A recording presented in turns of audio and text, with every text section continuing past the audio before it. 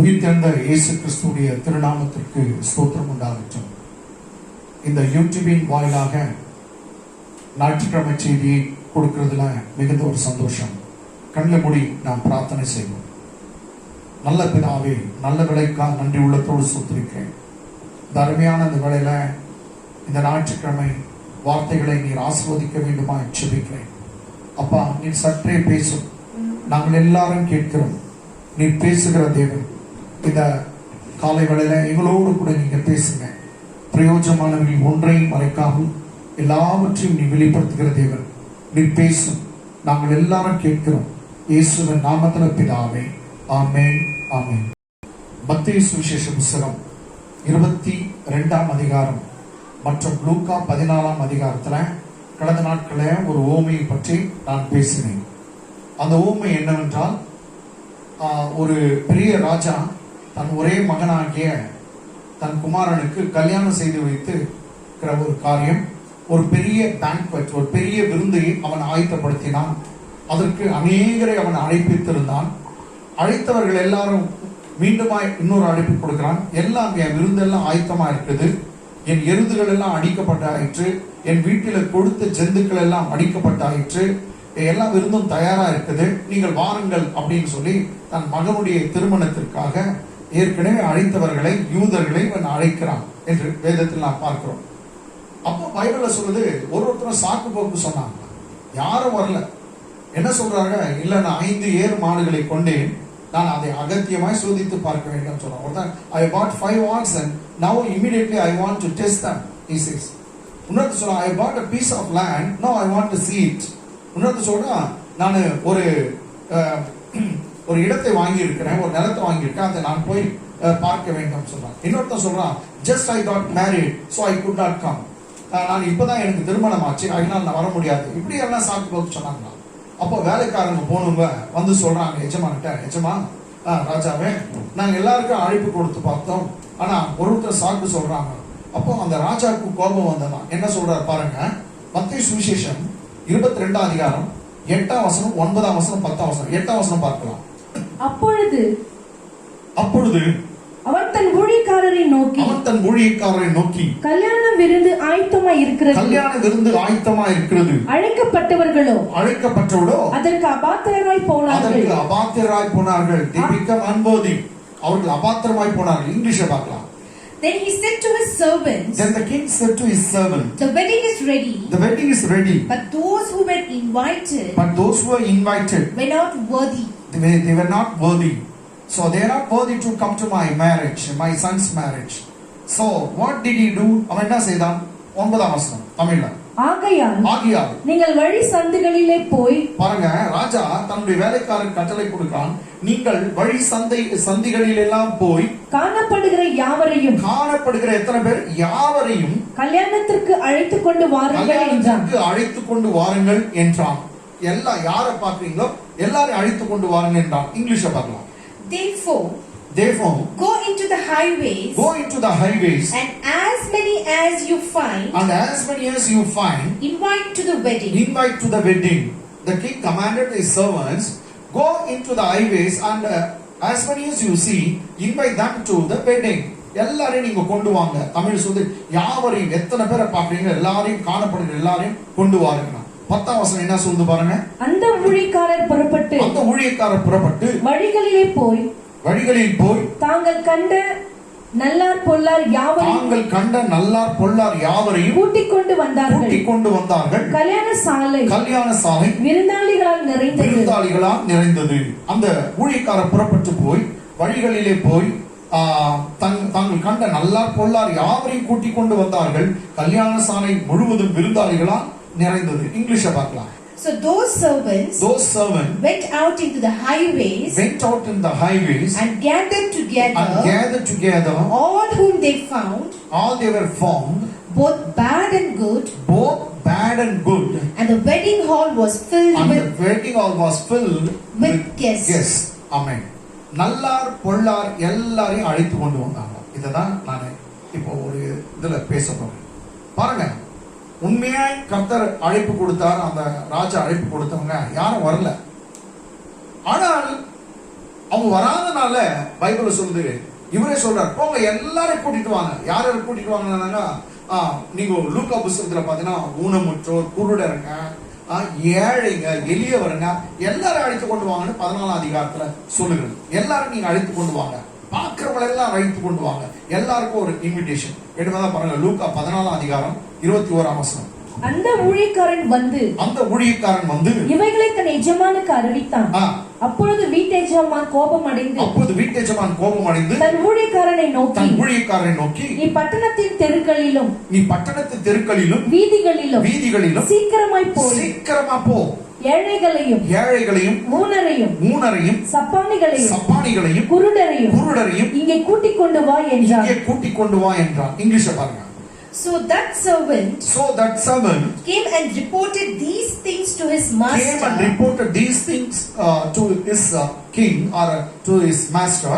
Then the master of the house or king, being angry, said to his servant, Go out quickly into the streets and lanes of the cities and bring him here the poor and the maimed and the lame and the blind. அவனா சொல்றாங்க, எல்லாம் அழிச்சு வந்துட்டு இன்னும் இடம் இருக்கு sir. அப்போ அவன் சொல்றாரு, போ இன்னும் வழிகள்ல என்னமா பைவேஸ்க்கெல்லாம் போ, அங்க இருக்க வேசி கல்லருங்க திருடருங்க எல்லாரும் கூட்டி கொண்டு வாங்க, என் விருந்து சாலை நிறைய வேண்டும் என்று சொன்னாங்க. இதுதான் நீங்க பாத்தீங்கன்னா நம்முடைய பைபிள்ல புதிய ஏற்பாட்டு சத்தியம் இருக்குமா, கிரேஸ் என்று சொல்லுவாங்க, கிருபை. யாருக்கோ வந்த அழைப்பு யாருக்கோ கிடைத்தது. அதுவும் பைபிள்ல ரொம்ப அருமையா சொல்லுது, நல்லார் பொல்லார், நல்லவங்க இருந்தாலும் கெட்டவங்க இருந்தாங்களா. இன்னைக்கு சர்ச் கூட அப்படிதான் இருக்கும், நல்லவங்க கெட்டவங்க எல்லா நாளும் நிறைந்து இருக்கும். ஏன்? நல்லவங்களை இன்னும் நல்லவங்களா மாத்துவார் கர்த்தர், கெட்டவங்களையும் நல்லவங்களா மாத்துவார். இது நல்லவங்க கெட்டவங்க மாத்திரம் இல்ல, எல்லாருமே பாவம் செய்திருக்காங்கன்னு பைபிள் சொல்லும். எல்லாரும் பாவம் செய்து தேவ மகிமை அற்றவர்களாங்க. எல்லாருக்கும் இயேசு கிறிஸ்துடைய ரத்தம் தேவை, எல்லாருக்கும் ஒரு மீட்பு தேவை. எல்லாமே சிங்கிங் சாங்ல தான் இருக்காங்க, புதைக்குழியில தான் இருக்காங்க. அவங்கள மீட்கணும்னா, பாவத்துல புதைந்து இருக்கிறவங்களை மீட்கணும், பாவமே செய்யாத அந்த குழியில இல்லாத ஒரு நபர் வந்து அவங்களை காப்பாற்ற வேண்டும். அதுதான் நம்முடைய இரட்சகர் இயேசு கிறிஸ்து. பாவமே அறியாதவர், பாவம் செய்யாதவர், இன்னுமா அவருக்குள் பாவம் இல்லை, அவர் பாவம் செய்யவில்லை, அவர் பாவம் அறியவில்லைன்னு சொல்லப்படி அப்படிப்பட்டவர் தான் நம்ம வந்து காப்பாற்றினார். சரிங்க, இன்னைக்கு அந்த கிருபை பற்றி நம்ம படிக்கணும்னாக்கா ரோமர் நிருபம் 5ஆம் அதிகாரம் 20ஆம் வசனம். ரோமர் 5:20. மேலும் மீறுதல்கள் பெருகும்படிக்கு நியாயப்பிரமாணம் வந்தது. நியாயப்பிரமாணம் 10 கட்டளை வந்தது. மீறுதல்கள் பெருகும்படிக்கு என்ன பண்ணா பைபிள் சொல்லுது, அந்த நியாயப்பிரமாணம் வந்தது. அப்படி இருந்தும் பாவம் பெருகின இடத்தில் கிருபை அதிகமாய் பெருகிற்று. பாவம் பெருகின இடத்தில் கிருபை அதிகமாய் பெருகிற்று. இங்கிலீஷ்ல படிச்சுட்டு எக்ஸ்பிளைன் பண்றேன். Moreover, the law entered, the 10 commandments entered, that the offense might abound. But so, what is the reason for the offense to be abound here? Bible says the law entered that the offense may be abound. Continue. But where the sin abounded, grace abounded much more. The grace abounded much more. Where the sin abounded, grace abounded much more. பாவம் பெருகின இடத்துல கிருபை மிகவும் அதிகமாய் பெருகிற்று. So கிரேக்க வார்த்தை சொல்லுது super பெரிஷியோ. பெரிஷியோ means increase, abound. Super hyper பெரிஷியோ அப்படின்னு. ஹைப்பர்னா நம்ம இங்கிலீஷ் வார்த்தையில சூப்பர் அபவுண்டிங். அப்போ பாவம் ஒரு சமயம் ஒரு 10 அடி வந்துச்சுனாக்கா, கிருபை அவனை ரட்சிக்கிறதுக்காக கர்த்தருடைய கிருபை 20 அடி வருது. அப்ப பாவம் பெருக இடத்துல கிருபை அதிகமா பெருகுது. இன்னொரு சொன்னா, நீ பாவின்றதை காட்டிலும் என் ரட்சகர் பெரியவர், நீ பாவின்றதை காட்டிலும் என் மீட்பர் பெரியவர், உன்னுடைய மீட்பர் பெரியவர். Your redeemer is greater. Your redeemer is greater than, your savior is greater than that you are a sinner.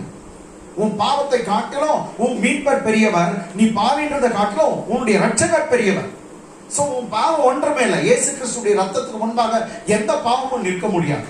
காரணம் பைபிள் சொல்லுது, இயேசுவின் ரத்தம் சகல பாவங்களை கழுவி சுத்திகரிக்கும். இங்கிலீஷ்ல சொல்லுது, the blood of Jesus cleanses from all sins. How many sins? All sins. in Tamil it says சகல பாவங்களை கழுவி சுத்திகரிக்கும். எல்லா பாவத்தையும் கழுவி சுத்திகரிக்கும். கொஞ்சம் பேர் சொல்லுவாங்க பழைய பாட்டு வசந்த ஏதோ ஒன்று காட்சி அறிக்கையிடாத பாவம் சுத்திகரிக்கப்படாது இப்படி எல்லாம் சொல்லுவாங்க. இன்னொரு இந்த பாவம் அந்த பாவம் இதெல்லாம் ஒண்ணும் இல்லை. இயேசுவின் ரத்தத்தை காட்டிலும் பெரிய பாவம் ஒன்று இல்லை. இயேசுவின் ரத்தம் சகல பாவங்களை கழுவி சுத்திகரிக்கும். பைபிள் சொல்லுது பாவம் பெருகின இடத்துல கிருபை பெருகிட்டு. ஒரு யோசிச்சு பாருங்க, எங்க சபையில எல்லாம் திருடருங்க இருக்காங்க, கெட்டவங்க இருக்காங்க, விபச்சாரக்காரர் இருக்காங்க, எல்லாம் இருக்காங்க. ஏன்? அவங்க எல்லாம் கர்த்தருடைய ரத்தம் கழுவி அவங்கள பரிசுத்தவனாக்கி நீதிமானாக்கி இன்றைக்கு சபையில வைத்திருக்கு. பாவியங்களை அல்ல தள்ளுகிறது இல்லை. இயேசுநாதரே சொன்னார், என் நண்டையில ஒருவனை புறம்பே நான் தள்ளுவதில்லை. எனக்கு ரொம்ப பிடிச்ச வசனம், whoever comes to me by no means I will drive them away. யார் என்கிட்ட வந்தாலும் துரத்த மாட்டேன் சொன்னார். பாவம் பெருகின இடத்துல கிருபை பெருகிச்சான். சோ இந்த நியாயப்பிரமாணம் 10 கட்டளை கொடுத்தா பாவம் அடிக்கிறோன்னு இல்ல, அது ஒண்ணும் இல்ல. பாவம் பெருகிறதுக்காக தான் நியாயப்பிரமாணமே வந்துச்சான். பைபிள் சொல்லுது the knowledge of sin is by the law. Bible says by the law is the knowledge of sin. பாவத்தை அறிகிற அறிவே நியாயப்பிரமாணத்தினால் தான் வருகிறது என்று சொல்லப்படுது. பாவத்தின் சம்பளம் மரணம், பாவம் செய்கிற ஆத்மா சாவு நமக்கு தெரியும். ஆனா பாவத்துக்கு பலன் கொடுக்கிறது நியாயப்பிரமாணம் சொல்லுது. பாவத்துக்கே ஸ்ட்ரென்த் கொடுக்கிறது நியாயப்பிரமாணம். அதனால நீங்க பாத்தீங்கன்னா நியாயப்பிரமாணத்தினால செய்யக்கூடாததான் கிருபை வந்து செய்வதற்காக தான் வந்தது. அதனாலதான் பாவம் பெருகிற இடத்துல லா பெருகிச்சுன்னு சொல்ல கிருபை பெருகிறது. கிருபை கர்த்தர் நமக்கு கொடுத்தார். அந்த கிருபை தான் என்ன சொல்றது, நல்லார் பொல்லார் எல்லாரும் அழைத்து கொண்டு வாங்க, சர்ச்சுக்கு எல்லாம் வரட்டும், எல்லாம் பரலோக ராஜ்யத்தை நிரப்பட்டும். அதனாலதான் கர்த்தர் பரிசேயர் சதுசேயரை பார்க்கிறார். உங்களுக்கு முன்னாடி வேசிகளும் கள்ளர்களும் திருடர்களும் விபச்சாரக்காரன் பரலோக ராஜ்யத்தை நிரப்புவாங்கன்னு சொன்னார். நீங்க வரமாட்டீங்க சொல்ல, அவர் உங்களுக்கு முன்னாடி அவங்க வந்துருவாங்கன்னு சொன்னார். அதனால எனக்கு அன்பானவர்களே, ஆபிரகாம், ஈசாக்கு, யாக்கோபு போன்ற அநேக பரிசுத்தவான்கள் இருக்கிற இடத்துல உனக்கு எனக்கும் பங்கு. வேதம் சொல்றது நீ நானும் பரிசுத்தவான்கள். எப்படி? இயேசுவின் ரத்தம் தான் உன்னை என்னை கழுவி பரிசுத்தமாக்கிச்சுன்னு சொல்லப்படுது. அப்ப பாவம் பெருகிற இடத்துல கிருபை பெருகிச்சான். இன்னும் ஒரு வசனத்தை நான் காண்பிக்கிறேன். 2 கொரிந்தியர் 5ஆம் அதிகாரம், book of 2 Corinthians chapter 5 verse 18 and 19. இவையெல்லாம் தேவனாலே உண்டாயிருக்கிறது. அவர் இயேசு கிறிஸ்துவை கொண்டு நம்மை தம்மோடு ஒப்புரவாக்கி. பாருங்க, நீ உன்னை என்னையும் கர்த்தர் உன்னை நீதியின் கிரியையினால ஒப்புரவாக்கினா சொல்ல, நீ நல்லவனா இருந்தனால பிதாவாகிய உன்னை நீ சேர்த்துக்கினா சொல்ல, தான் குமாரன் மூலமாய் through his son Father God reconciled us. அவர் குமாரன் மூலமாய் தான் நீ நானும் அவர்கிட்ட ஒப்புரவானோம். வேற வழி இல்ல. குமாரனுடைய மரணத்தின் மூலமாய் அவர் ரத்தம் சிந்தினால அவர் செய்த மீட்பினால தான் நீ நானும் அவரோடு ஒப்புரவானோம். தவிர இல்ல நீ நான் நல்லவனா இருந்ததால ஒப்புரவாகல. இங்கிலீஷ்ல பாருங்க. Now all things are of God who has reconciled us to himself. The Father God has reconciled us to himself through Jesus Christ. No other ways. Through Jesus Christ. And has given us the ministry of reconciliation. So after we got reconciled to God the Father, what did he do? Bible says he gave us the ministry of reconciliation. To call the people, saying to the people, God is not mad at you. He is not angry with you. For rather than he is fallen in love with you. தமிழ்ல படிங்க. இவையெல்லாம் தேவனாலே உண்டாயிருக்கிறது. அவர் இயேசு கிறிஸ்துவை கொண்டு நம்மை தம்மோடு ஒப்புரவாக்கி. அவர் இயேசு கிறிஸ்து மரணத்தின் மூலமாய் நம்மை அவரோடு ஒப்புரவாக்குதலின் ஊழியத்தை எங்களுக்கு ஒப்புக் கொடுத்தார். ஒப்புரவாக்குதல் ஊழியத்தை கொடுத்திருக்கார். அப்ப இன்னைக்கு பாஸ்டர் செய்ய வேண்டிய ஊழியம் ஒப்புரவாக்குதல் ஊழியம். அடுத்த வசனம் சொல்லுது, உலகத்துல இருக்கிற எல்லாரையும் கூப்பிடணுமா, வாங்க வாங்க, கடவுள் உன் மேல கோபமா இல்ல, உன் மேல தாங்கலா இல்ல, எரிச்சலா இல்ல, அவர் உன் மேல அன்பா இருக்கிறார், உன் மேல உன் நினைப்பா இருக்கிறார், உன் தாய் மறந்தாலும் உன்னை மறக்கிறதுல வாங்கன்னு அழைக்கணும். இதுதான் ஒப்புரவாக்குதல் ஊழியம். ஆனா இன்னைக்கு பாஸ்டர்னா நீ இவங்க வரக்கூடாது, சர்ச்சுக்கு அவங்க வரக்கூடாதுன்னு ஒரு லிஸ்டே போடுறாங்க. இவங்க எடுக்கக்கூடாது திருவிருந்து, அவங்க எடுக்கக்கூடாது திருவிருந்து அப்படின்னு சொல்லி லிஸ்ட் போட்டு தராங்க. நோ, இயேசுநாதர் திருவிருந்து கொடுக்கும்போது அனைவரும் வாங்கி பூசிங்கள் சொன்னார். எல்லாம் விட்டு போங்கடா சொன்னார். அனைவரும் வாங்கி பூசிங்கள். யாருக்கு? இது பாவிகளுக்காக நான் சிந்துகிற என் ரத்தம் சொன்னார். இது அநேகருடைய மீட்புக்காய் நான் சிந்துகிற ரத்தம், அநேகருக்காய் நான் பிட்டு கொடுக்கிற என் சரீரம் சொன்னார். ஆனா சில சபையில ஒரு லிஸ்டே படுத்துறாங்க, இப்படி இந்த பாவத்துல இருக்கிறவங்க யாரும் எடுக்காதீங்க. நான் அது பாவத்துக்கு நான் இது இல்ல. இயேசுவின் ரத்தம் சகல பாவத்தின் கழுவி சுத்திகரிக்கின்றத நான் ரொம்ப ஸ்ட்ராங்கா விசுவாசிக்கிறேன். அவர்கிட்ட வந்தாவே போதும், உன் பாவத்தை காட்டிலும் அவருடைய கிருபை பெரியது. ஒரு ஒரு பிரசங்கியார் சொன்னார், இந்த பிரசங்கத்தை சரியா செய்தா இன்னைக்கு உலகம் முழுவதும் அநேக ஜனங்கள் ரட்சிக்கப்பட்டிருப்பாங்க. ஆனா அது விட்டுட்டு இல்லாத பொல்லாதெல்லாம் எடுத்து பேசுறதுனாலதான் இன்னைக்கு சபையில ஜனங்கள் வருகிறது. அவருடைய அன்பை பத்தி சொல்லுங்க, அவர் அன்பானவன் சொல்லுங்க. அவரு அழைக்கிறார். இதுக்கு எனக்கு ரொம்ப பிடிச்சது டீச்சர்ஸ் தினகராயா ரொம்ப அற்புதமான ஒரு பேர் வச்சார். இயேசு அழைக்கிறார். இயேசு அழைக்கிறார். Jesus calls. இயேசு உங்களை அன்போடு அழைக்கிறார். அதே போல மனதுருக்கத்தின் ஊழியத்தை தான் செய்தாங்க. அதனால்தான் ஜனம் கொள்ளையா அவங்களுக்கு போயிடுச்சு. அவ்வளவு ஆத்மாக்கள் அவங்க மூலமா ரட்சிக்கப்பட்டாங்க. அவ்வளவு ஜனம் வருவாங்க. ஏன்? இயேசுடைய அன்பை, இயேசுடைய மனதுருக்கத்தை அவங்க எடுத்து பேசணும். God is rich in mercy, is not rich in anger. கர்த்தர் கோபத்தில் ஐஸ்வர்யம் உள்ளவர், தயவுல கிருபையில பெருத்தவர், தயவுல ஐஸ்வர்யம் உள்ளவர். அவருடைய தயவை பத்தி பேசணும், அவருடைய அன்பை பத்தி பேசணும். இங்க கர்த்தரை பாருங்க, யாரை தகுதிப்படுத்தினாரு, யாரை கூட்டிட்டு வந்தாரு? நல்லார் பொல்லார் எல்லாரையும் கூட்டிட்டு வந்தாரு. சரி, ஓகே. இந்த ஒரு பகுதி நம்ம முடிச்சோம். இப்போ ரெண்டாவது பகுதி நம்ம பாருங்க, கல்யாண சாலை விருந்தாளிகளால் நிறைந்தது அப்படின்னு வசனம் இருக்குது. நீங்க பாருங்க, இரண்டாம் பகுதி மத்தேயு சுவிசேஷம் 22 அதிகாரம் 10-11 வசனம். Gospel of Matthew 22nd chapter verse 10 and 11. அந்த ஊழியக்காரர் புறப்பட்டு வழிகளிலே போய் தாங்கள் கண்ட நல்லார் பொல்லார் யாவரையும் கூட்டிக் கொண்டு வந்தார்கள். தாங்கள் வழிகள்ல கண்ட நல்லார் பொல்லார், கெட்டவங்க நல்லவங்க எல்லாரையும் கூட்டிக் கொண்டு வந்தாங்க. கல்யாண சாலை விருந்தாளிகளால் நிறைந்தது. கல்யாண சாலை விருந்தாளிகளால் நிறைந்தது. அடுத்த வசனத்து ஃபர்ஸ்ட் லைன், விருந்தாளிகளை பார்க்கும்படி. அப்ப பாருங்க, கல்யாண சாலைக்கு வந்தவங்க எல்லாம் பேர் வந்துச்சு அவங்களுக்கு விருந்தாளிகள். கல்யாண சாலைக்கு யார் யார் வந்தாங்களோ, கல்யாணத்துக்கு வந்தவங்க உடனே சொல்லுது அவங்க கெட்டவங்க நல்லவங்க எதெல்லாம் they become guests. அந்த ராஜாவுக்கு விருந்தாளிகளா மாட்டாங்க. ரெண்டு இடத்துல விருந்தாளிகள் சொல்லுது. விருந்தாளிகளை பார்க்கும்படி ராஜா வந்தார். இங்கிலீஷ்ல பாருங்க. So those servants went out into the highways and gathered together all whom he found, both bad and good, and the wedding hall was filled with guests. Very next was the first line. But when the king came in to see the guests, say, look at the two verses. The servants gathered, good and bad, Bible says. After once they entered into the wedding hall, what did the Bible say about them? They are guests. And the king came to see all the guests, Bible says. விருந்தாளிகளால் அந்த கல்யாண சாலை நிறைந்தது. ஆனா அதுக்கு முன்னாடி வசனம் சொல்லுது, நல்லார் பொல்லார் கெட்டவங்க நல்லவங்க குருடருங்க சப்பானிங்க எல்லாரும் அழிச்சு கொண்டு வந்தாங்களா. ஒன்ஸ் அவங்க வந்துட்டாங்களா, அந்த ஆலயத்துக்குள்ள வந்துட்டாங்களா, சபைக்குள்ள வந்துட்டாங்களா, விருந்து சாலைக்குள்ள வந்துட்டாங்களா, அவங்க பேரு கெஸ்ட்ங்க, அவங்க பேர் விருந்தாளிகள் சொல்லுது. விருந்தாளிகளை ராஜா பார்க்க வந்தா ரெண்டு இடத்துல சொல்லுது, விருந்தாளிகள். எனக்கு என்ன ஒரு ஆச்சரியம் பாருங்க. நீங்க வெளியே இருக்க வரைக்கும் தான் நீங்க பாவீங்க. ஒன்ஸ் இயேசுவை ஏற்றுக்கொண்டு வந்தீங்கன்னா நீங்க கோடி பாவம் செய்திருக்கலாம். ஏன் 2 கோடி கூட செய்திருக்கலாம். உங்களுடைய கோடிக்கணக்கான பாவங்களை மன்னிக்க இயேசுவின் ரத்தம் வல்லமுள்ளதா இருக்குது. கோடி பாவங்கள் நீங்க அறிக்கையிட வேண்டும்னு நான் உங்களுக்கு சொல்ல, அதெல்லாம் சொல்லிருந்தீங்கன்னா நீங்க செத்துருவீங்க. இயேசுவே நான் ஒரு பாவி என்று சொல்லி நீங்க வந்தாவே இயேசுவின் ரத்தம் சகல பாவங்களை கழுவி சுத்திகரிக்கும். ஒன்ஸ் வந்தீங்களா நீங்க விருந்தாளிங்க. இதுதான் வேதத்துல சொல்லுது. அவங்க பைபிள்ல என்ன சொல்லுதுன்னா, அவங்க விசுவாசிகள் அப்படின்னு ஒரு சின்ன ஒரு புனைப்பெயர், விசுவாசிகள் அப்படின்னு. இந்த விசுவாசிகளுக்கு பெரிய பெரிய அதிகாரத்தை கொடுக்கிறார். அதை காட்டிலும் இன்னொரு பெரிய ஒரு பெயர்னாக்கா அவங்க தேவனுக்கே பிள்ளைகள் ஆவாங்க. இதுதான் நீங்க பாக்குறீங்க. எங்க யோவான் சுவிசேஷம் 1 அதிகாரம் 11-12, அவர் தமக்கு சொந்தத்திலே வந்தார், சொந்தமானவர்கள் அவரை ஏற்றுக்கொள்ள. படிங்க.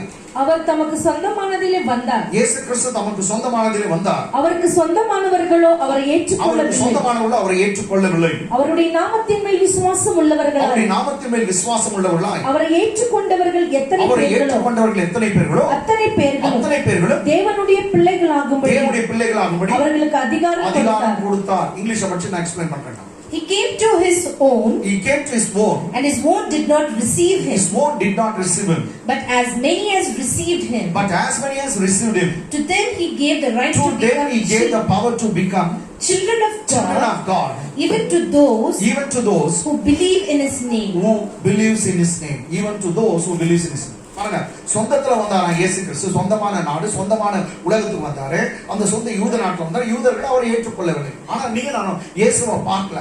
ஆனா அவர் நாமத்தை யாரோ பிரசங்கம் பண்ணாங்க. அந்த நாமத்தின் மேல விசுவாசம் வச்சாங்க. பைபிள்ல சொல்லுது, இயேசுன்ற பெயர் மேல நீ விசுவாசம் வச்சாவே, பேர் சொல்லுது, அந்த பிதாவாகிய தேவனுக்கு நீ பிள்ளையாகும்படி உனக்கு கர்த்தர் அதிகாரம் கொடுத்தாங்க. என்ன ஆச்சரியம் பாருங்க. இயேசுன்ற தேவகுமாரன், பிதா அனுப்பின அந்த தேவகுமாரனுடைய நாமம் தான் நமக்கு தெரியும். அந்த பெயர் தான் கிடைச்சிச்சு. அந்த பெயர் மேல விசுவாசம் வச்சு எத்தனை பேரோ அத்தனை பேருக்கு அவர் பிள்ளைகள் நம்முடைய அதிகாரம் கொடுத்தாங்க. என்னை பொறுத்த வரைக்கும் நான் ஒரு விசுவாசின்றதை காட்டிலும் நான் இதை ரொம்ப விரும்புறேன். நான் தேவனுடைய பிள்ளை. I am the child of most high God. சர்வ வல்லமையுள்ள தேவனுடைய நான் பிள்ளை, ஒரு பிள்ளை. இன்னும் சொல்லணுமா, அவருடைய அடுத்த வாரிசு இயேசு கிறிஸ்துவோட உடன் வாரிசா இருக்கு, உடன் சுதந்திரவாளியா இருக்கு. இயேசு கிறிஸ்து சுதந்திரவாளி, அவரோட கூட நாம் பிள்ளைகள் ஆயிட்டோம்னா பைபிள் சொல்லுது நாம் அவருக்கு உடன் சுதந்திரவாளிகள் ஆயிட்டோம். கர்த்தருக்குரியதெல்லாம் நம்முடைய அவ்வளவு பெரிய மகிமை கர்த்தர் தந்திருக்கார். நாம் பிள்ளைகள். ஆனா இன்னைக்கு அநேக சபைகள்ல நீங்க பிள்ளைங்கன்ற பிரசங்கம் இல்ல, அவர் அப்பான்னு கூப்பிடுங்கன்ற பிரசங்கம் இல்ல. ஆனா கர்த்தருக்கு ஸ்தோத்திரம், நீங்க இதை இந்த பிரசங்கத்தை கேட்கிற காதுகள் நீங்கள் பாக்கியவான்கள். நான் உங்களுக்கு டீச் பண்றேன், அவர் உனக்கு எனக்கு அப்பாவா இருக்கா, நீ நான் அவருக்கு சொந்த பிள்ளைகளா இருக்கு. அவரை ஏற்றுக்கொண்டவர்கள், அவர் நாமத்துக்கு விசுவாசம் உள்ள அவரை ஏற்றுக்கொண்ட எத்தனை பேர்களோ அத்தனை பேர் பிள்ளைகள் ஆகும்படி அதிகாரம் கொடுத்தாங்க. ஒண்ணு பாருங்க, கெட்டகுமாரன் ஸ்டோரின்னு ஒண்ணு, ப்ராடிகல் சன் ஸ்டோரி. அது யாரு பேர் வச்சாங்களோ தெரியல. பைபிள் அப்படி ப்ராடிகல் சன்னு கூப்பிடல. அவன் கெட்டு போயிட்டு தான் வந்தான். ஆனா அவன் வந்தவனே ஒரு பாவ மன்னிப்பும் கேட்கலங்க, மண்ணாங்கட்டி எதுவும் கேட்கலாங்க. எங்க அப்பா கிட்ட போறேன்னு அவன் ஞாபகம் என்னங்க, எங்க அப்பா கிட்ட போறேன்னு சொல்லி ஒரு மனமாற்றம் வந்து அவன் எழுந்து வரான்.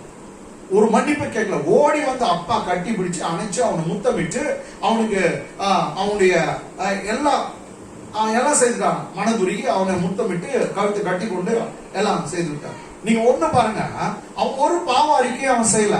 அதுக்கு முன்னே அப்பா ஓடி வந்து கட்டி பிடிச்சு முத்தம் கொடுத்துட்டான். அதுக்கு பின்னாடிதான் சொல்றான், இதுக்கு பின்னாடி சொல்லி என்ன பிரயோஜனம், அவர் தான் முத்தமே கொடுத்துட்டாரு. அது பின்னாடி அவன் வந்து அவன் என்ன ஜபம் தர்மம் பண்ணுவாரா, நான் உங்களுடைய பிள்ளைன்னு சொல்றதுக்கு எனக்கு அதிகாரம் இல்லை, அட்லீஸ்ட் என்ன வேலைக்காரனா ஏற்றுக்கொள்ளுங்க, அப்படிதான் அவன் கேட்கலான்னு வரான். ஆனா கர்த்தர் பாருங்க, அந்த ஸ்டோரியில சொல்லுது, அப்பா என்ன சொன்னாராம், அவனுக்கு ஷூ கொடுங்க. விருந்தாளியா தான் பார்த்தான், தான் சொந்த மகனா தான் பார்த்தான். விருந்தாளின்னு அவனை சொல்ல மாட்டேன், சொந்த மகனா தான் பார்த்தான். ஏன்னா வேலைக்காரனுக்கு ஷூ போடக்கூடாது எச்சமா முன்னாடி. நீங்க என் வேலைக்காரல, இவனுக்கு ஷூ கொடுங்க, என்ன அவனுக்கு மோதிரம் கொடுங்க, அவனுக்கு நல்ல துணிகளை தாங்க, எல்லாத்தையும் கொடுத்தார். அப்ப கெட்ட குமாரனை கர்த்தர் வந்து நீங்க பார்த்தா ஒரு பெரிய விருந்து தான் நடத்துறார். பைபிள்ல சொல்லு, அவனுக்காகவே ஒரு பெரிய விருந்து வச்சார். ஒன்ஸ் நீ கடவுளுடைய ஆலயத்துல வந்துட்டீங்கன்னா, ஒன்ஸ் அவருடைய சர்ச்சுக்குள்ள வந்தா, அவருடைய மந்தைக்குள்ள வந்துட்டீங்கன்னா, உங்க பெயரு விருந்தாளி. நீங்க வெளியே இருக்கும்போது நீங்க வந்துட்டீங்கன்னா போதும், நீங்க அவருடைய பிள்ளைங்க. கர்த்தர் உங்களுக்கு பெரிய விருந்தே வைத்திருக்கார், பெரிய உங்களுக்கு ஆசீர்வாதம் வைத்திருக்கார். அதனால நான் என்ன சொல்றேன்னு சொன்னாக்கா, நீ நானும் சுதந்திரவாளிகள், பிள்ளைகள். அதுக்கு முன்னதான் முடைவர் சப்பானிங்க எல்லாம் நல்லா பொல்லார் எல்லாம் அழைத்து கொண்டு வாங்க. ஒன்ஸ் வந்துட்டியா உள்ள, நீ கடவுளுடைய ஆலயத்தில் அவருடைய சபையில அவருடைய மந்தல சேர்க்கப்பட்டானா, நீ உடனே நீ அவருடைய சொந்த பிள்ளையாக்குற. ஒரு பெரிய ஒரு சிலாக்கியம். ஒரு 2 வசனத்தை நான் பார்க்கலாம். ரோமருக்கு நிருபம் 8ஆம் அதிகாரம், Book of Romans, Epistle of Romans, 8th chapter, verse 14, 15, 16. 14 படிக்கிறோம். மேலும் எவர்கள் தேவனுடைய ஆவியினாலே நடத்தப்படுகிறார்களோ அவர்கள் தேவனுடைய புத்திரராய் இருக்கிறார்கள்.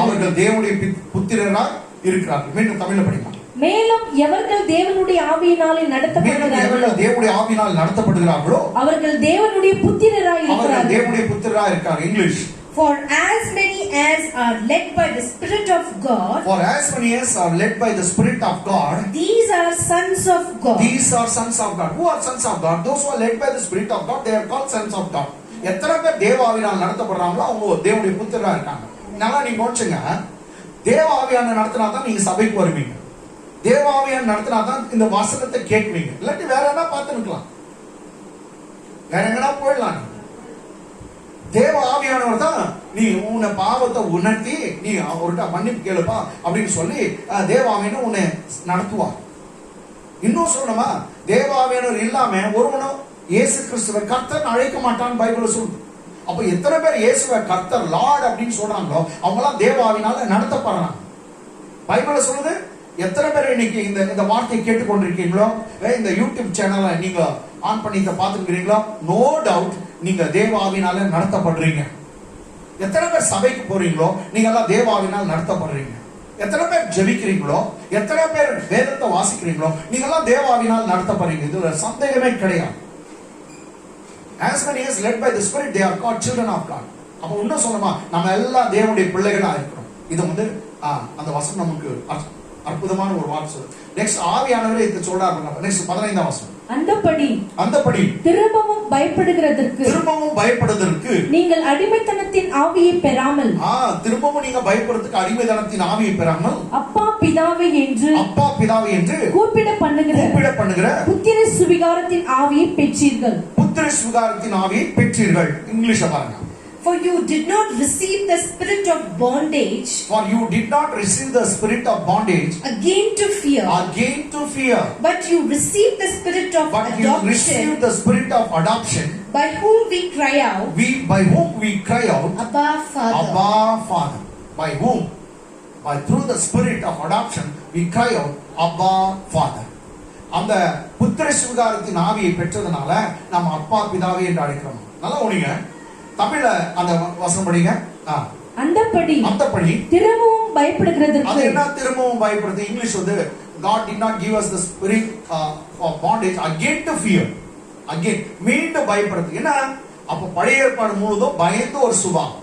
ஏன்னா கடவுள் அவங்க டெரரா பார்த்தாங்க. 10 கற்பனை இருந்தது, நியாயப்பிரமாணம் இருந்தது. தப்பு பண்ண அடி விழும், படார் படார் படார், அங்கே அடி. அதனால ஒரு டெரரா தான் பார்த்தாங்க, பயம். அப்போ பழைய பாட்டுல எல்லாம் அவரை எஜமான்னு பாக்குறது, அவரை மாஸ்டர்னு பாக்குது. எஜமான பாட்டு கூட எஜமானனே என்னேசு ராஜனே எல்லாம் என்ன ஒரு எஜமானா பாக்குது. அவர் சொன்னார், நான் உனக்கு எஜமான் இல்ல, நீ எனக்கு வேலைக்காரன் இல்லைன்னு சொல்லிட்டார். நீ வேணும்னா இது டவுட்டா இருந்தா மத்தேயு 15ஆம் அதிகாரம் 13-14 வசனத்தை பாருங்க. அவர் சொல்றார், இன்று முதல் நான் உங்களை வேலைக்காரன் சொல்ல மாட்டேன், நான் எஜமானும் இல்லை. எந்த வேலைக்காரனுக்கு எஜமான் செய்கிறது அவன் சொல்ல மாட்டான். ஆனா இன்று முதல் உங்களை என் சிநேகிதர் என்று சொல்கிறேன். From this day forth I will call you my friends. யோவான் 15ஆம் அதிகாரம் 13-14 வசனத்தை சொல்லுது. அதனால எனக்கு அன்பாதுல கர்த்தர் உன்னை என்ன ஃப்ரெண்டா பார்க்கிறார். மீண்டும் பயப்படுகிறதுக்கு அடிமைத்தனத்தின் ஆவியை நீ பெறல. அது பழைய ஏற்பாட்டின் ஆவி, அடிமைத்தனத்தின் ஆவி. அப்ப அவரை பயந்து பாங்க. இப்போ என்ன பைபிள் சொல்லுது, திரை கிழிந்து விட்டது, நீ நேரா போலாம், அவர் அப்பாவை கூப்பிட்டு போலாம். அப்பாவை பிள்ளைய சந்திக்கிறதுல எவன் தடை பண்ண முடியும்? எந்த பாஸ்டோ எந்த பிஷப்போ யாரும் தடை பண்ண முடியாது. அப்பா ஒரு அப்பா, நான் பிள்ளை, நான் போறேன் எங்க அப்பா கிட்ட. இல்லாட்டி எங்க அப்பா என்ன தேடி வரார், ஓடி வரார், கெட்ட குமார் நோக்கி ஓடி வந்தார் அப்பா. இது எந்த தடையும் இல்லை, எந்த மறைவும் இல்லை. மீண்டும் பயப்படுறதுக்கு நீங்கள் அடிமைத்தனத்தின் ஆவியை பெறாமல் அவர் அப்பான்னு கூப்பிடணும்னு வசனம் சொல்லுது. நீங்க பிள்ளைங்க. அடுத்த வசனம் பாருங்க. கமா. நாம் தேவனுடைய பிள்ளைகளா இருக்கிறோம் என்று ஆவியானவர் தாமே நம்முடைய ஆவியிலே கூட சாட்சி கொடுக்கிறார். நம்முடைய ஆவியிலே அவர் சாட்சி கொடுக்கிறார். பரிசுத்த ஆவியானவர் நம்முடைய ஆவியிலே சாட்சி கொடுக்கிறார். நீ தேவனுடைய பிள்ளை, அப்படி நீ தேவனுடைய பிள்ளை தான் சாட்சி கொடுக்கிறார். இத காட்டுல என்ன உனக்கு தேவை? எந்த பாஸ்டர் எந்த ஊழியக்காரர் சொல்றாங்களோ இல்லையோ, நீ தேவனுடைய பிள்ளையா இருக்க ஆவியானவரே சொல்றார். அதனால நீங்க பிள்ளைங்க, விருந்தாளிகளா மாறிட்டீங்க. ஒன்ஸ் உள்ள வந்துட்டீங்களா, நீங்க very very important. You are so special to my God. Yeah, because he is your father and you are his son, you are his daughter. English பாருங்க. The Spirit Himself bears witness. Which Spirit? That the Spirit of God. The Spirit of God Himself bears witness with our spirit that we are children of God. That we are children of God. பரிசுத்த ஆவியானவர், தேவ ஆவியானவரே நம்முடைய ஆவி கிட்ட சொல்றார், நீ தேவனுடைய பிள்ளை, நீ ஒன்னு அடிமை கிடையாது, நீ ஒரு வேலைக்காரன் கிடையாது. இன்னைக்கு அநேக பிரசங்கத்துல என்னவோ அவர் பெரிய எஜமான் மாதிரியும், நம்ம வேலைக்காரன் மாதிரி. நோ, கர்த்தர் அந்த அடிமைத்தனத்தின் ஆவியை கொடுக்கல, புத்திர சுவிகாரத்தின் ஆவியை கொடுத்திருக்கார். தைரியமா அவர் அப்பான்னு கூப்பிடணுமா, இன்னொரு வசனத்தை பாருங்க, கலாத்தியர் 4ஆம் அதிகாரம், book of Galatians 4th chapter verse 6 and 7. கலாத்தியர் 4, 6, 7 வசனங்கள். மேலும் நீங்கள் புத்திரராய் இருக்கிறபடினால், பாருங்க, பைபிள் சொல்லுது நீ புத்திரனா ஆவுறேன்னு சொல்ல, ஆல்ரெடி நீங்க யாரா இருக்கீங்க? புத்திரராய். படிமா சரியா? மேலும் நீங்கள் புத்திரராய் இருக்கிறபடினால். என்ன சொல்லுது? புத்திரராய் இருக்கிறபடினால் இருக்க ஆவ போறீங்கன்னு சொல்ல, புத்திரரா ஆல்ரெடி நீங்க இருக்கீங்க. புத்திரரா இருக்கபடியால் அப்பா பிதாவே என்று கூப்பிடத்தக்கதாக தேவன் தமது குமாரனுடைய ஆவியை உங்கள் இருதயங்களில் அனுப்பினார். தேவன் தம்முடைய குமாரனுடைய ஆவியை உங்க இருதயத்துல கொடுத்திருக்காங்க. குமாரனுடைய ஆவி நமக்குள்ள வந்தாங்க, அது குமாரன் வந்து அப்பா தான் கூப்பிடுவார். இங்கிலீஷ்ல பாருங்க. And because you are sons. The Bible doesn't say that you are going to be sons and daughters. No, because you are already sons. God has sent forth the spirit of his son. God has sent forth the spirit of his son into your hearts. Crying out, Abba Father. So in each and every believer's hearts, the spirit of God is there. Which spirit? Is son spirit. Bible says when we receive son's spirit, we are becoming sons and daughters. The sonship, but because of the sonship, we are calling him Abba Father. This is what Bible teaches us. இதுதான் நம்ம புத்திரர்களா மாறிவிட்டோம். புத்திர சுகாரத்தை பெற்றோடனே அப்பான்னு கூப்பிடுறோம். ஏன்னா குமாரனுடைய ஆவி நமக்குள்ள வந்துடுச்சான். குமாரனுடைய ஆவி வந்து என்னன்னு கூப்பிடும்? அப்பாவை அப்பான்னு தான் கூப்பிடும். அது போல நீங்க உனக்குள்ள அந்த குமாரனாக இயேசு கிறிஸ்துடைய ஆவி அப்பான்னு கூப்பிடுது. நீங்க நானும் ஒரு வேலைக்காரன், அதுக்கு பதிலாக அவரே நமக்கு வேலைக்காரனை போல இயேசு கிறிஸ்து எல்லாம் பணிவிடை செய்யும். உன்னை சிநேகிதர் என்று சொல்லுகிறேன்னு சொன்னான். ஏன் சகோதரர்கள் என்று சொல்லுகிறான். எத்தனை வசனம் இருக்குது? என் சகோதரர்கள் என்று கர்த்தர் உன்னை அழைக்கிறான். நம்ம சகோதரன் கூப்பிடுறதுல அவர் வெட்கப்படுறது இல்லையா? என்ன அற்புதமான வார்த்தை. எபிரேயர் புக் அப்படிதான் சொல்லுவோம். அவன் சகோதரன் கூப்பிடுறதுல வெட்கப்படையிருக்கு. நீ நானும் இயேசு கிறிஸ்துக்கு சகோதரர்கள். நமக்கு எல்லாருக்கும் ஒரே ஒரு அப்பா, பிதாவாகிது. என்ன அற்புதமான சுவிசேஷம், குட் நியூஸ். சோ இன்னைக்கு நம்ம பார்த்தோம், நல்லார் பொல்லாரையும் அழைத்து கொண்டு வந்தாங்க. அது வந்து கிருபை. கல்யாண சாலை விருந்தாளிகளா நினைந்து, ஒன்ஸ் நீ கல்யாண சாலைக்குள்ள வந்துட்டாக்கா நீ விருந்தாளியா மாற. You become guest to our Lord. இப்போ கல்யாண சாலையில வந்து ஒரு விஷயம் நடக்குது. அது 3வது குறிப்பா பார்த்து நம்ம முடிச்சிடலாம் அந்த ஸ்டோரியில. மத்தேயு சுவிசேஷம் 22ஆம் அதிகாரம் 11 இருந்து படிக்கலாம். விருந்தாளிகளை பார்க்கும்படி ராஜா உள்ளே பிரவேசித்த போது கல்யாண வஸ்திரம் தரித்திராத ஒரு மனுஷனை அங்கே கண்டு சிநேகிதனே நீ கல்யாண வஸ்திரம் இல்லாதவனாய் இங்கே எப்படி வந்தாய் என்று கேட்டான். அதற்கு அவன் பேசாமல் இருந்தான். இங்கிலீஷ்ல 2 வசனம் படிச்சோம். But when the king came in, that actually into the wedding hall, to see the guests, he saw a man there, who did not have on a wedding garment. Who did not have on him the wedding garment. So he said to him, Friend, how did you come in here? Without a wedding garment. And he was speechless. He was keeping quiet. He did not speak anything else. How did you come into this wedding hall without a wedding garment on? நீ கல்யாண வஸ்திரம் இல்லாதவனா எப்படி இந்த இடத்துல வந்தாய் அப்படின்னு ஒரு மனுஷனை பார்த்துக்கிட்டாங்க. பாருங்க, விருந்தாளிகளை பார்க்க வந்தார். அவர் ஒரு மனுஷனை கண்டார். ஏன்னா விருந்தாளி ஒருத்தனை பார்த்தான்னு சொல்லலாமே. அவன் விருந்தாளியே இல்லை. நல்லவன் கெட்டவங்களா இருந்தா கூட எல்லாம் கெட்டவங்களுக்கு கூட அழைப்பு இருக்குது, எல்லாம் வரலாம். இவன் அது அவன் ஒரு வஸ்திரம் போடலையா? அந்த கல்யாணத்துக்கு வர கெட்டவங்களுக்கோ நல்லவங்களுக்கோ எல்லாருக்கும் ஒரு துணி கொடுத்து அனுப்புறாங்க. அதை போட்டுட்டு தான் உள்ள போவாங்க. அவங்க அது வந்து கேட்லயே கொடுக்குறாங்க, மெயின் டோர்லயே கொடுக்குறாங்க. இவன் மெயின் டோர்ல வந்திருந்தான்னா கட்டாயம் அந்த வஸ்திரம் அவனுக்கு கிடைச்சு இருக்கும். அப்ப இவன் எப்படி வந்திருப்பான் யோசிச்சு பாருங்க. எங்கேயோ எகிரி குதிச்சு, ஜன்னல்ல குதிச்சு, இல்ல பின்டோர் வழியா அவன் வந்து எப்படியோ வந்து சேர்ந்துருக்கான். இது போல கூட அநேகர் இருப்பாங்க. சிலர் அப்படிதான், எல்லாம் அவர் கூட எனக்கு பிடிக்குங்க, இயேசுநாதருக்கு ரொம்ப பிடிக்குங்க, அவரை நான் இல்லைன்னு சொல்ல அப்படின்னு சொல்லி பலர் இருப்பாங்க. அப்படிப்பட்ட ஒரு கூட்டம் தான் இந்த மனுஷன் நான் நினைக்கிறேன். எல்லாரும் ஒரு சராசரியா நானும் இயேசு சொன்னார், நானே வழி, நானே சத்தியம், நானே ஜீவன், நானே நல்ல மேய்ப்பன், நானே மெய்யான திராட்சை செடி, நானே ஒளி என்று சொன்னார். I am the bread of life, நானே ஜீவாப்பம், I am the living water, நான் ஜீவ தண்ணீர் நானேன்னு சொன்னார். எல்லாம் அவர்தான், அவர் ஒருவரே. ஆனா இந்த மனுஷன் ஒரு மனுஷன் பைபிள் சொல்லுது, விருந்தாளியை பார்க்க வந்தானா ஒரு மனுஷனை கண்டார், விருந்தாளியை பார்த்தான்னு சொன்னார். அவன் பார்த்தோன்னே அவர் கேட்கிறாரு, ஸ்நேகிதனே, ஃப்ரெண்ட் நான் விட்டுருக்கலாம்ல? இல்ல ஃப்ரெண்ட், துணி இல்லாம நீ எப்படி அதாவது பந்திக்கு வர கல்யாண வஸ்திரம் இல்லாமல் எப்படி இங்கே வந்தாங்க? எப்படி வந்துக்கலாம் பாருங்க. சூப்பர் தான், வடா திருடன் எகிரி வச்சு எது தாண்டி அவ எல்லாம் கண்டுக்கும் மஞ்சாத்தூளும் மிளகாத்தூளும் போட்டு வந்துட்டு இருக்கிறான். ஆனா அவர் கண்ணில் மாட்டேன், எக்ஸ்ரே கண்ணு என்ன சொல்றாரு, ஃப்ரெண்ட் நீ எப்படி வந்த? அவன் ஒன்னும் பேசலையா? ஏன் பேச முடியாது அவர்கிட்ட? ஆனா வந்தது குறுக்கு வழி, தப்பான வழி. என்ன சொல்றாரு பாரு அவனை பார்த்து அடுத்த வருஷம். அப்பொழுது ராஜா பணிவிடைக்காரரை சர்வன்ட்ஸ்களை நோக்கி இவனை கையும் காலுமாய் கட்டி கொண்டு போய் அழுகையும் பற்கடிப்பும் உண்டாயிருக்கிற புறம்பான இருளிலே போடுங்கள் என்றார். இருள் நரகத்திலே போடுங்கள் என்றான். English.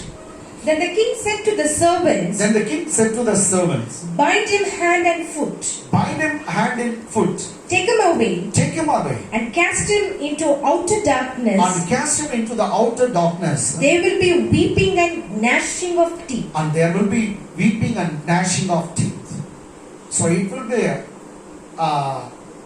outcasted place where there will be wailing and gnashing of teeth. It is a dark place, Bible says. இருளான இடம், புறம்பான இடம். இருள் இருக்குமா? அப்ப நீங்க தான் நெருப்பு எரியுதுன்றீங்களா? எப்படி இருள் இருக்கும்? நீங்க போய் பாருங்க, ஸ்டவ், நம்ம கேஸ் ஸ்டவ் ஏறுற இடத்துல இருட்டா தான் இருக்கும், ப்ளூ ஃபிளேம். சரிங்களா? இங்க ஒரு ஆனா ரொம்ப உஷ்ணம் சூடு, இங்க வந்து அப்படிதான் சொல்லுது, இருளா இருக்குமா நரம்பம். ஆனா அப்படி பயங்கரமா எரிகிற இடம். எனக்கு என்ன இல்லை, கட்டாயம் மோசமான இடத்துக்கு அவனை தந்தாங்க. ஒன்லி ரீசன் என்ன தெரியுமா? அவனுக்கு துணி இலவசமா கொடுத்துங்கிறாங்க.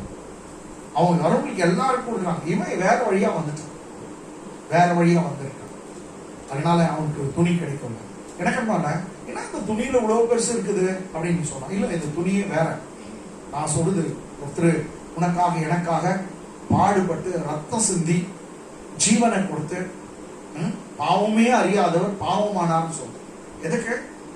நீதியே அறியாத நீ நானும் நீதிமான்களா மாறும்படிக்காக, நம்முடைய பாவங்களா மன்னிக்கும்படிக்காக, பாவமே அறியாதவரை பிதாவாகிய தேவன் தன் குமாரனை பாவமாக்கி நீதியே அறியாத உன்னை என்னையும் நீதிமான் ஆக்குறாங்க.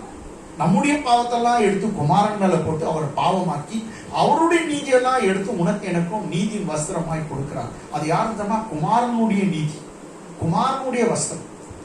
அந்த குமாரனுடைய வஸ்திரம் உனக்கு எனக்கும் கிடைக்குது. அவருடைய துணி, அவருடைய நீதியை உனக்கு எனக்கும் கர்த்தர் கொடுக்கிறார். இது பழைய ஏற்பாட்டு புதிய ஏற்பாட்டு எங்க நீங்க பாத்தீங்கன்னாக்கா, கெட்ட குமாரன் வீட்டுக்கு திரும்பி வந்து திரும்ப பழைய துணி இல்ல, புது துணி கொடுன்றார். அது ரட்சிப்பின் வஸ்திரம். அது என்ன சொல்றனாக்கா, நீங்க பார்த்தா நீதியின் வஸ்திரம். இதுதான் பைபிள்ல நீங்க ஏசாயா புத்தகம் 61 அதிகாரம் 10 சொல்லுங்க.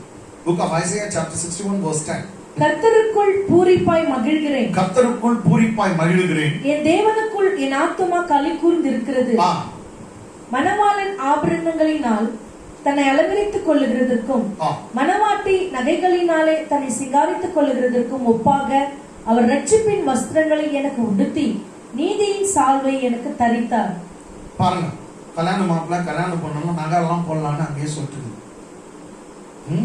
மணவாளன் மணவாட்டி படிமா. மணவாளன் ஆபரணங்களினால் தன்னை அலங்கரித்துக் கொள்வது போலவும் மணவாட்டி நகைகளினால் தன்னை சிங்காரித்துக் கொள்ளுவதற்கும் ஒப்பாக அவர் ரட்சிப்பின் வஸ்திரங்களை பாருங்க, ரட்சிப்பின் வஸ்திரங்களை எனக்கு உடுத்தி நீதியின் சால்வை எனக்கு தரிப்பித்தார். அப்புறம் அங்கு கொடுக்கப்பட்ட துணி வந்து ரட்சிப்பின் வஸ்திரம், நீதியின் சால்வை சொல்லு. இங்கிலீஷ பார்க்கலாம். I will greatly rejoice in the Lord. My soul shall be joyful in my God.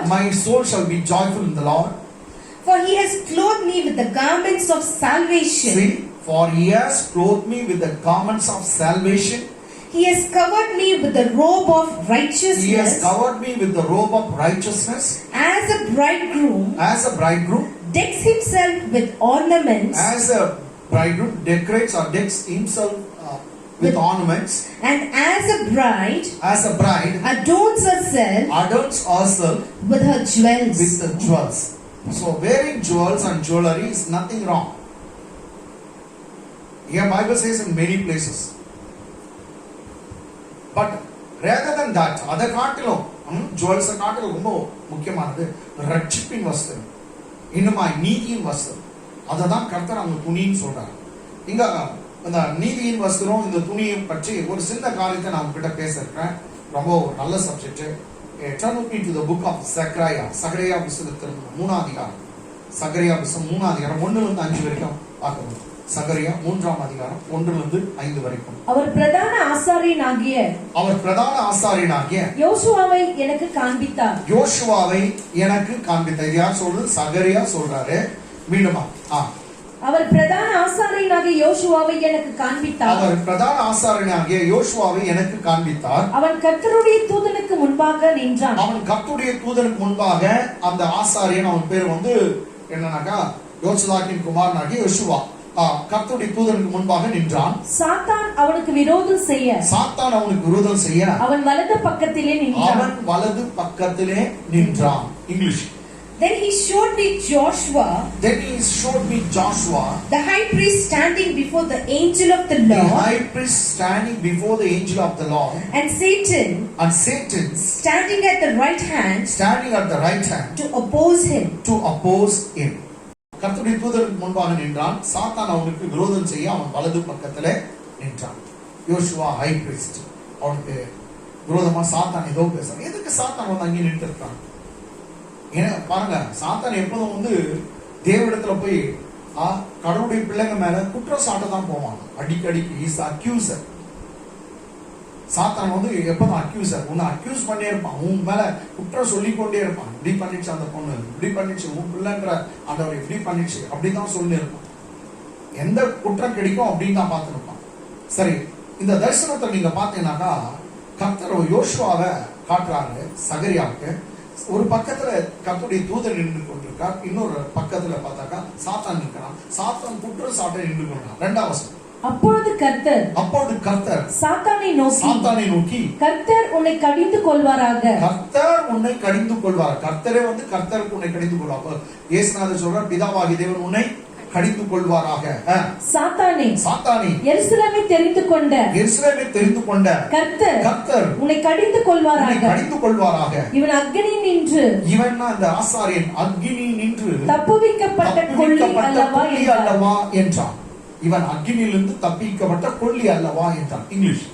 And the Lord said to Satan, the Lord rebuke you, Satan. The Lord, first Lord is Jesus, said to Satan, the Lord will rebuke you. That is the Father God. Okay. The Lord who has chosen Jerusalem, rebuke you. Is this not a brand plucked from the fire? Is not the brand that plucked from the fire. இவன் அக்கினியிலிருந்து தப்பிக்கப்பட்ட கொள்ளி அல்லவா அப்படின்னு 3ஆம் வசனம் பாருங்க. யோசுவாவோ வெனில் அழுக்கு வஸ்திரம் தரித்தவனாய் தூதனுக்கு முன்பாக நின்றிருந்தான். யோசுவா அழுக்கு துணி போட்டுன்னு அந்த தூதனுக்கு முன்னாடி நின்று இருக்காங்க. இது ரொம்ப விகற்பமா இருக்கு. இது நான் கொஞ்சம் எக்ஸ்பிளைன் பண்றேன், இங்கிலீஷ்ல படிச்சலாம். Now Joshua was clothed with filthy garments, and was standing before the angels. So இந்த தரிசனத்துல யோசுவா வந்து அழுக்கு துணி போட்டுன்னு நின்று இருக்காரு. அது பக்கத்துல ஏஞ்சல் ஆண்டவராக இயேசு கிறிஸ்து நிக்கிறாரு, இல்ல கர்த்தர் நிக்கிறாரு, ஒரு தூதன் நிக்கிறான்னு கூட வச்சுக்கலாம். இன்னொரு பக்கத்துல நீங்க பாத்தீங்கன்னாக்கா சாத்தான் நிக்கிறான். சாத்தான் குற்ற சாட்டை நின்னுக்கிறான். எதுக்கு? அவன் துணி அழுக்காச்சு. யோசுவாவுடைய குடும்பம், யோசுவா பாவம் செய்து விட்டு இருக்கான். அவன் துணி அழுக்கா இருக்கு. ஏன்னா ஆசாரியன் துணி எப்போதும் வெண்மையா இருக்கும், தூய்மையா இருக்கணும். இதான் லேவியராகம புஸ்தகம் சொல்லுது. லேவியராகம புஸ்தகத்துல நீங்க பாத்தீங்கன்னாக்கா ஒரு டர்பன் வைக்குவாங்க ஆசாரியன். அந்த அந்த டர்பன், அதாவது தலைப்பாகை. அதுல என்ன, கர்த்தருக்கு பரிசுத்தம்னு இருக்குமா, holiness unto the Lord அப்படின்னு எழுதிருக்கு. இவன் கர்த்தருக்கு பரிசுத்தமான கர்த்தர். பாருங்க, இஸ்ரவேல் நாட்டையே அங்கீகரிக்கணும்னா அந்த ஆசாரியம் போய் அவருக்கு ஒரு வருஷத்துக்கு ஒரு முறை பலியிடுவான். இஸ்ரவேல் நாட்டுல இருக்க ஜனங்களுடைய பாவங்களா மன்னிக்கப்படனா இவன் ஒருத்தன் போனா போதும். இவன் தான் ரெப்ரசன்டேட்டிவ். இவனை பார்த்து தான் கர்த்தர் எல்லாருடைய பாவத்தை மன்னிப்பார். ஜனங்கள்லாம் நல்லவங்களா இருந்து இந்த ஆசாரியை மாத்திரம் கெட்டவங்க, அந்த கர்த்தர் இந்த ஆசாரியை ஏற்றுக்கொள்ள இஸ்ரவேல் நாட்டை ஏற்றுக்கொள்ளவில்லை. அப்போ அவங்க ஜனங்க எவ்வளவு கெட்டவங்களா இருந்தாலும் இந்த ஆசாரியை மாத்திரம் அங்க போய் பெர்ஃபெக்டா அவங்க போயிட்டு வந்தாங்கன்னாக்கா மெய்யாகவே எல்லாருக்கும் பாவம் மன்னிப்பு. அதுதான் நான் ஏற்கனவே சொன்னேன். நமக்கு ஒரு பிரதான ஆசாரி உண்டு. கர்த்தர் வந்து பிரதான ஆசாரியனை பார்த்தா மற்ற ஜனங்களுடைய பாவங்களை மன்னிப்பாராம். இன்னைக்கு உனக்கு எனக்கு நல்ல ஒரு பிரதான ஆசாரியம் உண்டு என்று எபிரேயர் புத்தகம் சொல்லுது. அந்த பிரதான ஆசாரியன் பேர் இயேசு, இயேசு கிறிஸ்து. அவர் மூலமா தான் உனக்கு எனக்கு மன்னிப்பு, வேற ஒண்ணும் இல்ல. அவர் மரித்தார், அவர் ரத்தம் சிந்தினார், அவருடைய ரத்தத்தினால் நாம் கழுவப்பட்டோம். அப்படிதான் நமக்கு உனக்கு எனக்கு மன்னிப்பு உண்டு, தவிர வேற எந்த வழிகளும் இல்லை.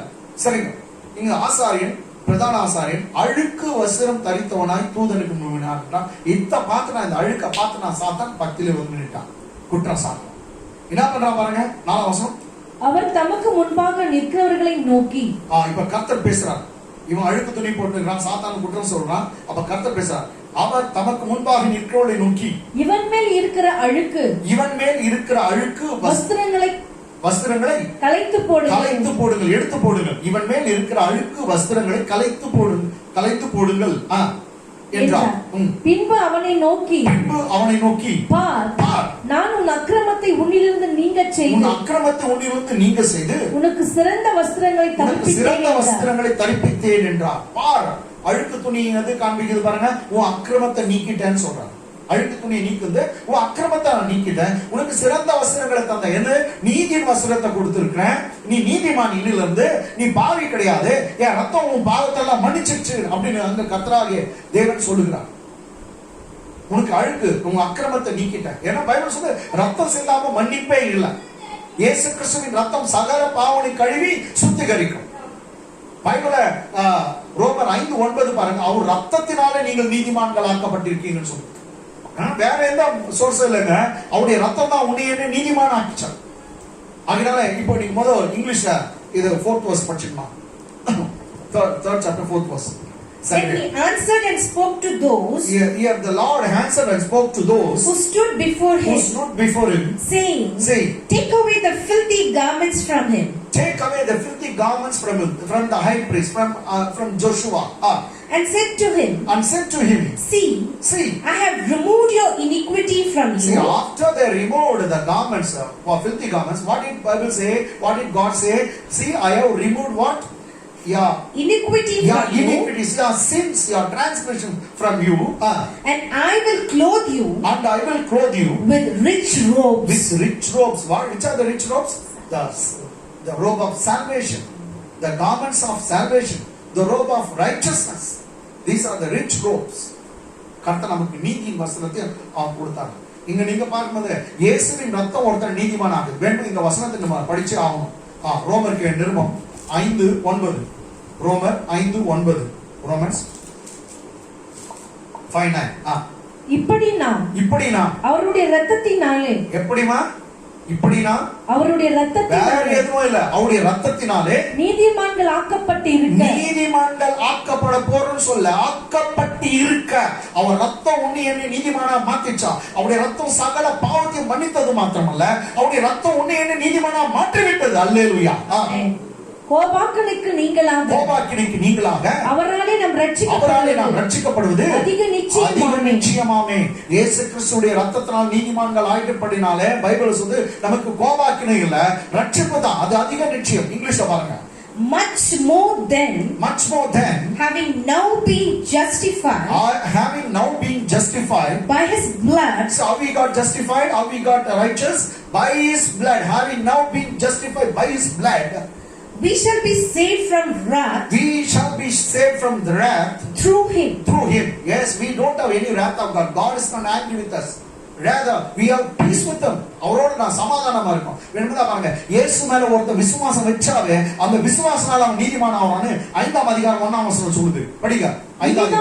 இவ்விதமாக நம் விசுவாசத்தினாலே நீதிமான்கள் ஆக்கப்பட்டிருக்கிறபடியால் இயேசு கிறிஸ்து மேல வைத்த விசுவாசம் உணர்வு படிமா.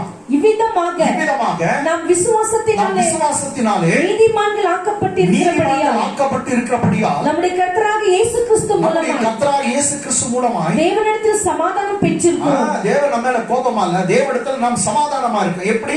இயேசு கிறிஸ்துவின் மரணத்தினாலே நாம் சமாதானம் பெற்றிருக்கிறோம். கர்த்தர் நம்மை ரெக்கன்சில் பண்ணி விட்டார், ஏற்றுக்கொண்டார் வசனம் சொல்லுது. இங்கிலீஷ்ல பாருங்க. Therefore, having been justified by faith, Bible doesn't say you are going to be justified. No, you having been justified means it is in past tense. Bible says you are already justified. One second, ma. Therefore, having been justified by faith, we have peace with God through our Lord Jesus Christ. God is not angry with us. He is not mad at us. Rather, we have peace with him because Bible says through our Lord Jesus Christ. அதனால இந்த ரெண்டு வசனம் போதும் நம்ம நீதிமான் இருக்கு. இன்னும் 1000 Bible வந்து 75 வசனங்கள் இயேசு மேல வைக்கிற விசுவாசத்தால் நாம் நீதிமான் ஆகணும்னு சொல்லுது. நான் ரெண்டே வசனத்தை உங்களுக்கு காமிச்சிருக்கேன். அதனால இங்க பார்த்தா கர்த்தர் யோசுவாவுக்கு சொல்லுகிறார், அழுக்கு வஸ்திரத்தை நான் கலைந்து போட்டு நான் உங்களுக்கு சிறந்த வஸ்திரத்தை நான் கொடுத்தேன் அப்படின்னு சொல்லுகிறார். என்ன யோசுவாவுடைய வாழ்க்கையில என்ன அது அழுக்கு வஸ்திரம்? என்ன அவன் தப்பு பண்ணா? நீங்க பாருங்க, அவன் பண்ண தப்பு அவன் ஒண்ணு செய்தாங்க, அவன் குடும்பத்துல பாவம் செய்தாங்க. இதுதான் நமக்கு பைபிள் சொல்லுது. இந்த யோசுவா யாருன்னு பார்த்தா சகரியா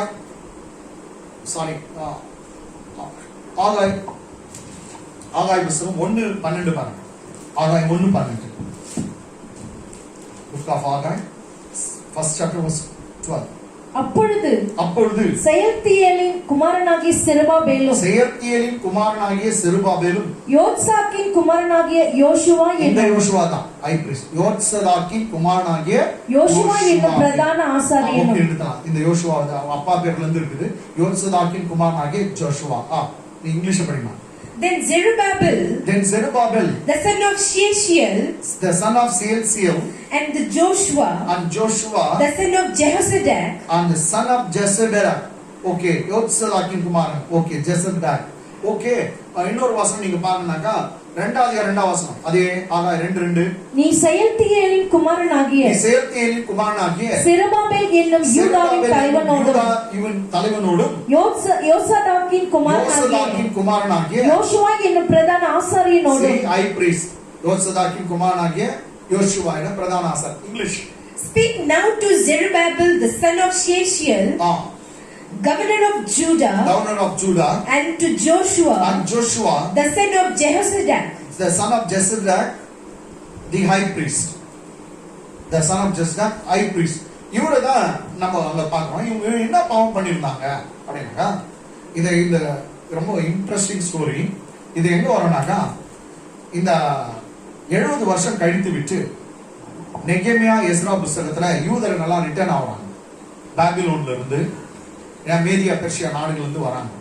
அப்படி வருகிற ஒரு இவங்க தான் யாருங்க, ஆகாய், சகரியா, இவங்க எல்லாம் வந்து அப்படி வந்தவங்க தான். இன்னுமா முக்கியமா பாருங்கன்னா நெகேமியா, எஸ்ரா, இன்னுமா நம்ம இப்போ படிச்சாங்களே யாரு, யோசுவா தி ஹை பிரீஸ்ட், இன்னுமா செருபாபேல், இவங்க எல்லாம் அப்படி வந்தவங்க. டேனியல் கூட அப்படிதான் வந்தாரு அப்படின்னு சொல்லுங்க. சரி, வந்து பார்த்தாக்கா எல்லாம் வந்து யூத பாஷையை மறந்துட்டு இருக்காங்க. அங்க சின்ன சின்ன பசங்க எல்லாம் கலப்பு பாஷையை பேசுறாங்க. ஏன்னா அப்பா ஒரு ஜாதி, அம்மா ஒரு ஜாதி ஆயிட்டு இருக்காங்க. அப்பா ஒரு ஜாதி, அம்மா ஒரு ஜாதி. அப்பா அம்மா கலப்பினமா இருக்கிறதுனால வேற வேற பாஷை பேசுறாங்க. ஆனா யூதர்களுக்கு கர்த்தர் ஒரு கட்டளை கொடுத்திருக்காரு, நீங்க வேற எந்த ஜாதி ஜனத்தையும் நீங்க கல்யாணம் பண்ணக்கூடாது. ஏத்தியர், எபூசியர், கெர்காசியர், எவ்வளவு பேர் ஜனம் இருக்காங்க. அது மாதிரி எந்த ஜனத்தையும் நீங்க திருமணம் பண்ணக்கூடாது. நீ யூதருங்க, ஏன்னா பரிசுத்த வித்து அந்நிய வித்துகளோடு கலக்கக்கூடாது அப்படின்னு கர்த்தர் சொல்லியிருந்தார். ஆனா இவங்க தப்பு பண்ணிட்டாங்க. இத பார்த்துட்டு நெகேமியா கோபப்பட்டான். நெகேமியா கோபப்பட்டு ஒருத்தனை முடிய பிடிச்சு அடித்தான் என்று பைபிள் சொல்லு. எல்லாரையும் 8 கூட உதைத்தான். எல்லாரும் அடி கொடுக்கிறான் நெகேமியா. ஆனா எஸ்ரா கொஞ்சம் சாஃப்ட். அவன் நெகேமியா மற்றவங்கள முடிய பிச்சு இழுத்தான், இவர் தாடி மயிரை பிடித்து இழுத்து கொண்டார்னு சொல்ற, பிடித்து கொண்டார். நெக்ஸ்ட் இவரு உட்கார்ந்து அழுகுறார், ஐயோ என் ஜனம்லாம் கெட்டுட்டு இருக்குதே அப்படின்னு இருக்கும்போது, அப்போ 9ஆம் அதிகாரம் எஸ்ரா புஸ்தகம் 9ஆம் அதிகாரம் வசனம் 2-3 வசனங்கள். எப்படி என்றால் அவர்களுடைய குமார்த்திகளிலே தங்களுக்கும் தங்கள் குமாரருக்கும் பெண்களை கொண்டார்கள். பெண்களை யூதர்கள் எடுத்துட்டு இருக்காங்க. இப்படியே பரிசுத்த வித்து தேசங்களின் ஜனங்களோட கலந்து போயிற்று. பிரபுக்களின் கையும் அதிகாரிகளின் கையும் இந்த குற்றத்தில் முந்தினதா இருக்கிறது என்றார்கள். இந்த குற்றத்தில் முந்தினதா இருக்கிறது ஜனங்கள்லாம் நெகேமியாவுக்கு சொல்றாங்க, எஸ்ராவுக்கு சொல்றாங்க. இங்கிலீஷ்ல பார்க்கலாம். For they have taken some of their daughters as wife for themselves. So Jewish people, they took some of the daughters of other caste to be their wives to themselves, and their sons, so that the holy seed is intermingled. Okay, the holy seeds of the Jewish people will intermingle or get corrupted with peoples of those lands. With the peoples of those lands. Indeed, the hand of the leaders, the hand of the leaders and rulers has been foremost in this trespass. They have done trespass. இவங்க ஒரு பெரிய தப்பு பண்ணிட்டாங்க. இது யாரு? லீடர்லாம் தப்பு பண்ணிட்டாங்க. எந்த லீடர் தப்பு பண்ணான்ட்டு 3ஆம் வசனம் சொல்லி பாருங்க. எந்த லீடர்ல தப்பு பண்ணாங்க? இந்த வர்த்தமானங்களை நான் கேட்டபோது என் வஸ்திரத்தையும் என் சால்வையையும் நான் கிழித்து. யாரே? எஸ்ரா சொல்றாரு, இதெல்லாம் கேள்விப்பட்டு என் துணியை கிழிச்சிட்டேன், என் சால்வையை கிழித்து என் தலையிலும் என் தாடியிலும் உள்ள மயிரை பிடுங்கி திகைத்தவனாய் உட்கார்ந்திருந்தேன். என்ன அப்படி பண்ணிட்டாங்களே என் ஜனம் அப்படி திகைத்து போய்விட்டான் எஸ்ரா. யார் தப்பு பண்ணிருக்காங்க அப்படின்னு காட்டுறாங்க. இங்கிலீஷ்ல படிச்சிடலாம். So when I heard these things, I tore my garment. Esra, Bible says Ezra torn his garments and my robe, and he had torn his robe and plucked out some of the hair of my head and beard, and sat down astonished. This was how Ezra got appalled, sat down astonished because of the sins of the people. தம்முடைய ஜனங்க பண்ண பாவத்துக்காக அவன் திகைத்தவனா உட்கார்ந்தான். யார் தப்பு பண்ணுது பார்க்கலாங்களா? இந்த தப்புக்காக தான் சாத்தான் வந்து நின்று இருக்கிறான். எஸ்ரா அதாவது யோசுவாவுடைய துணி என்ன ஆயிடுச்சுன்னா அங்க வஸ்திரம் அங்க அழுக்காயிட்டு இருக்குது. எப்படி? 10ஆம் அதிகாரம், அதே எஸ்ரா புத்தகம் 10ஆம் அதிகாரம் 18ஆம் வசனம். ஆசாரிய புத்திரரில் மறுஜாதியான மனைவிகளை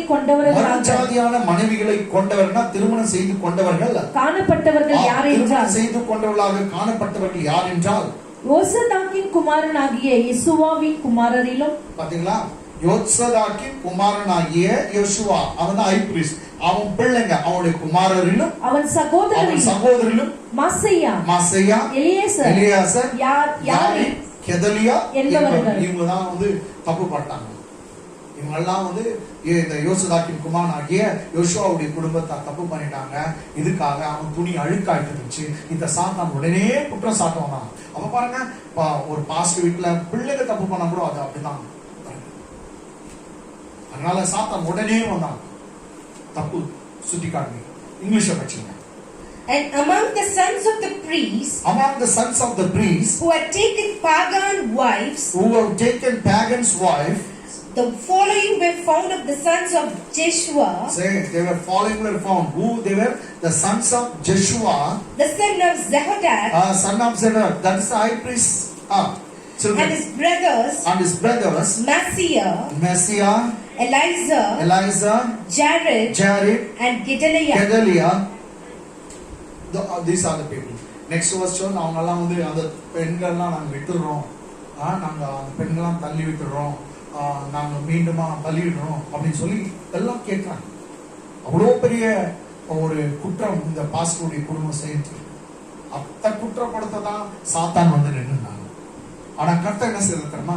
அவனுடைய அழுக்கு துணியை கழட்டி போட்டார். எப்படி அழுக்கு துணியை கழட்டி போடுவாரு? அது வந்து அவன் பாவத்தை நீக்குதான். எப்படி பாவம் நீக்கப்படும்? பைபிள் சொல்ற ரத்தம் சிந்தாம மன்னிப்பேன். அங்கவே தேவகுமாரனாகிய இயேசு கிறிஸ்து அந்த யார அந்த மனுஷன் பிரதான ஆசாரியர் யோசுவாவுக்காக நான் என் ரத்தத்தை சிந்துறேன் அங்கேயே அவர் தீர்மானித்து விட்டார். இயேசுவின் ரத்தம் பழைய ஏற்பாடு புதிய ஏற்பாடு பாருங்க, ரத்தம் சிந்தாம மன்னிப்பில்லை. ஒருத்தன் பாவம் மன்னிக்கப்படணும்னா ரத்தம் சிந்த வேண்டும். விபச்சாரக்கார ஸ்திரியை பார்த்து இயேசுநாதர் சொல்றோம், உன் பாவங்கள் மன்னிக்கப்பட்டது. எப்படி சொல்ல முடியும்? அவர் சொல்றார், பிதாவே இந்த பெண்ணுடைய பாவம் நான் ஏன் மேல வரட்டும், நான் இன்னும் கொஞ்ச நாள்ல ரத்தம் சிந்த போறேன், அந்த பெண்ணுக்காக நான் ரத்தம் சிந்துறேன். பேரலைஸ் மேன், லக்குவான் அடித்தவன், கை கால் வராதவன், நடக்க முடியாது, அவனை பார்த்து உன் பாவம் உனக்கு மன்னிக்கப்பட்டது. எல்லாம் கோச்சுக்கிறாங்க. எப்படி பாவம் மன்னிக்கப்படும்? ரத்தம் சிந்தனா தானே. பிதாவே இவன் பாவத்துக்குள்ள என் கணக்கில் எழுதி வச்சு இவனுக்காக நான் மறிக்க போறேன். இப்படிதான் இயேசு அநேகருடைய பாவத்துக்காக அவன் ரத்தம் சிந்தினார். எல்லா உலகத்தில் இருக்கிற எல்லா மனுஷனுடைய பாவங்களுக்காக தான் அவன் ரத்தம் சிந்தினார். அவருடைய ரத்தம் சகல பாவங்களையும் கழுவி சுத்திகரிக்கும். பைபிள் சொல்லுது, நம்மை நீதிமானாக்க பாவம் அறியாத அவர் பாவமானார். பிதாவாகிய நம்முடைய பாவங்களா எடுத்து இயேசுநாதர் மேல போட்டார். பாவமே செய்யாதவர், பாவமே அறியாதவர் பாவமானார். நெக்ஸ்ட் நம்ம பிதாவாகிய தேவன் இயேசு கிறிஸ்து மேல இருக்கிற நீதி எல்லாம் எடுத்து உனக்கு எனக்கும் கொடுத்தார். நீதியே செய்யாதவங்க, நீதியே அறியாதவங்க நாம் நீதிமான ஆயிட்டோம். நம்முடைய பாவத்தை இயேசுநாதர் வாங்கி கொண்டார், அவர் பாவமானார். அவருடைய நீதியை பிதாவாகிய தேவன் நமக்கு கொடுத்தார், நாம் நீதிமானார். எப்படியோ இயேசுவின் ரத்தம் நாம் நீதிமானோம் வசனம் சொல்லுறது. அதனால தைரியமா இருங்க. இந்த ஊமையில 3 பாட்டு தான் நான் பேசுறேன். ஆக்சுவலி 4வது பாட்டு இருக்குது. நான் அடுத்த வாரம் அதை பேச மாட்டேன். வேற செய்தியை நான் உங்களுக்கு நான் தர இருக்கிறேன். கர்த்தர் உங்களை ஆசீர்வதிப்பார். தைரியமா இருங்க. இயேசுவின் ரத்தம் சகல பாவங்களை கழுவி நம்மை சுத்திகரிக்கும். அவர் உன்னை நீதிமானாக்க பாவம் அறியாத ஒரு பாவமானார். கர்த்தர் கிறிஸ்துக்குள்ள உன்னை நீதிமானா மாற்றிருக்காங்க. நீதிமானுடைய சிரசின் மேல் ஆசீர்வாதம் தங்கும். எல்லா ஆசீர்வாதம் வந்து நான் பெரிய விருந்து, அதுல இல்லாத எதுவும் இல்லை. பெரிய பேங்க், உலகத்துல பெரிய விருந்து அதுதான். அந்த விருந்து பரிசுத்த திருவிருந்து. கர்த்தர் எல்லாவற்றும் உனக்கு ஆயத்தமா வச்சிருக்கார். நீ விரும்புகிற எல்லா காரியமும் அவர் கொடுக்க வரல. இயேசு கிறிஸ்து நேற்று மீண்டும் என்றும் மாறாதவர். கர்த்தர் உங்களை ஒருபோதும் கழிய மாட்டார். கண்ண முடி நாம் பிரார்த்தனை செய்வோம். நல்ல தரப்பனே, இவ்வளவு நேரம் அப்பா கடந்த வாரத்தில் நான் பேசின அதே உண்மையை கொண்டு பேச நீ உதவி செய்கிறேன். மக்கள் நன்றி. உன் கிருபை பற்றியும் உன் குமாரன் மூலமாய் நாங்கள் எங்களுக்கு கிடைத்த புத்திர சுவீகாரம் சன்ஷிப்பை பற்றியும் தாப்பனே. அது மாத்திரமல்ல, நாங்கள் எப்படி நீதிமானாகிறது என்று யோசுவாவின் கதை மூலமாக நாங்கள் தெரிந்து கொண்டோம். இந்த நாளிலே உன் கிருபைக்கா நன்றி. எங்க சபை மக்கள் எல்லாரையும் ஆசீர்வதி. சபை மக்கள் மாத்திரமல்ல, இந்த யூடியூப் வாயிலாக இந்த செய்தியை கேட்கிற ஒவ்வொருவரையும் ஆசீர்வதி. கொரோனா வைரஸுக்கும் எல்லா ஆபத்துக்கும் விபத்துக்கும் இந்த வாரம் முழுவதும் இந்த மாதம் முழுவதும் அவர்களை விலக்கி நீ பாதுகாப்பிறாக. இயேசு கிறிஸ்துவின் ரத்தத்தை செய்தி கேட்கிற ஒவ்வொரு வீட்டின் மேலும் ஒவ்வொரு குடும்பத்தின் மேல நான் தெளிக்கிறேன். ஒவ்வொருவரையும் ஆசீர்வதிக்கிறேன். பாதுகாப்பிறாக. இயேசுவின் நாமத்தில் ஜெபிக்கிற நல்ல பிதாவே, ஆமென் ஆமென். தலைகளை தாழ்த்தி தேவனுடைய ஆசீர்வாதத்தை பெற்றுக்கொள்ளும். நம்முடைய பிதாவாகிய தேவனுடைய அன்பு, குமாரனாகிய இயேசு கிறிஸ்துவின் கிருபை, பரிசுத்த ஆவியானவருடைய அன்பு ஐக்கியமும் வெற்றியும் வாழ்வும் சமாதானம் நம் அனைவரோடும் சகல பரிசுத்தவான்களோடும் இன்று மீண்டும் சதா காலம் தங்கியிருப்பதாக. ஆமென். எல்லாம் சேர்ந்து சொல்லலாம். என் ஆத்மாவே கர்த்தரை ஸ்தோத்திரி, என் மூலமே அவருடைய பரிசுத்த நாமத்தை ஸ்தோத்திரி. என் ஆத்மாவே கர்த்தரை ஸ்தோத்திரி, கர்த்தர் சகலவான் மறவாதே. ஆமென் ஆமென். God bless you.